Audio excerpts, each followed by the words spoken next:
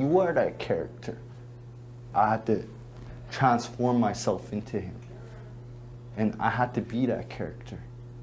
To full out to extremes, I had to go all the way in what I was doing. You started this one. I grew up in a gang lifestyle. I grew up like when I was a little kid, looking up to these gang members, thinking, okay, I want to be just like that.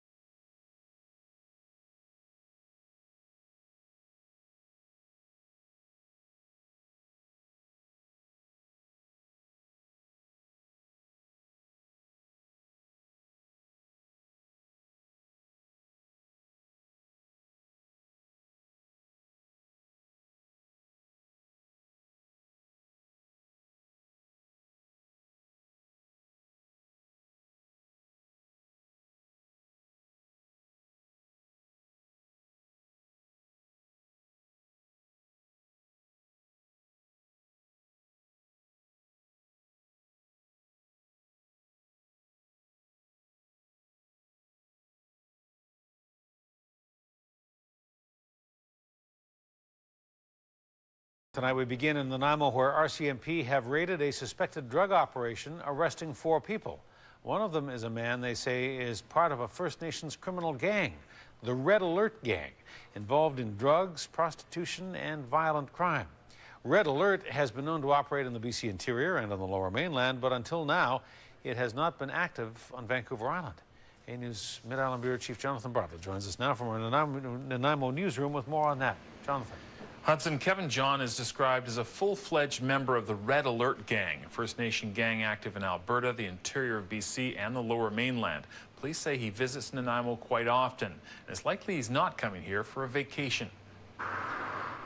The search warrant was carried out early Friday evening at a suspected drug operation in Parkland House, an apartment building on Boundary Crescent in Nanaimo. 4 people were arrested, all suspected of trafficking in cocaine. 3 charges were sworn, one against Kevin John, one against Christopher David, and against Terry Alex. She's a 21-year-old female. They were charged with possession for the purpose of trafficking under the Controlled Drugs and Substance Act. Cocaine, marijuana, and drug paraphernalia was seized, but of special interest to the RCMP, Kevin John, a known member of the Red Alert First Nations street gang. They're street-level gangs. They're associated with selling drugs, lots of intimidation, break-and-enters, home invasions, rips, and also associated with firearms offenses. The Red Alert Gang originated in Edmonton in the 1990s. Since then, they've developed cells in Kamloops, Chase, Salmon Arm, and the Lower Mainland. They have not been active on Vancouver Island until now. Aboriginal gang violence has come to the forefront recently with the death of a 5-year-old boy in the Samson Cree First Nation in northern Alberta. The boy was struck by a bullet fired into his home on a reservation that has been plagued by gang-related violence. While no violence associated with the Red Alert Gang has broken out here, they could be attempting to establish themselves on Vancouver Island and recruiting First Nations youth. It's a lucrative market. We've had incidents where certain individuals associated to this gang have had contact with the police up and down the island, but they do not have a foothold in our community. The RCMP say some First Nations kids are vulnerable to the world of gangs, and they've developed a number of youth programs to try to give them an alternative. One of the things I believe in after 30 years of policing is that you need to build kids' self-esteem. And if you can work with them and build their self-esteem, you get good mentorship, you're going to have a better success of having them stay away from gang life. Try to connect them back with their culture is huge. There's a competition for turf, there's a competition for control of that market, and often that brings violence. And with the violence, many times there's innocent people caught in the crossfire, and that's what we don't want to see.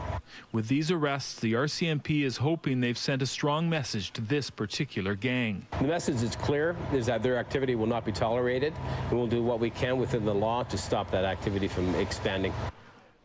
No one from the Snuneymuxw First Nation here in Nanaimo would speak on this issue today. There's still the question of whether the Red Alert gang has been actively recruiting young people here.